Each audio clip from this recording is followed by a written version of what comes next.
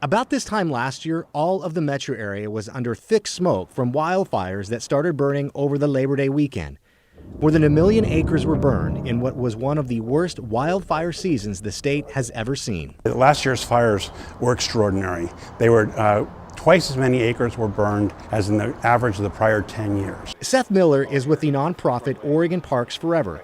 With the help of his organization and businesses, including KGW, they've been able to raise over $400,000 to replant trees in and around the areas that were scarred from last year's wildfires. Well, so far we've raised enough money to plant about 450,000 trees.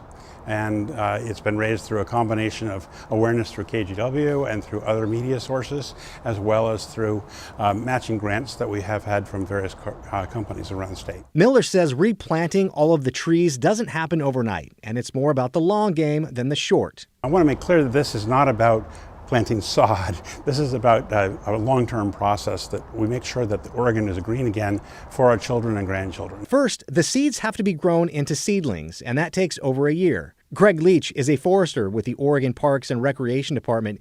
He's the one who determines where the trees will eventually be planted.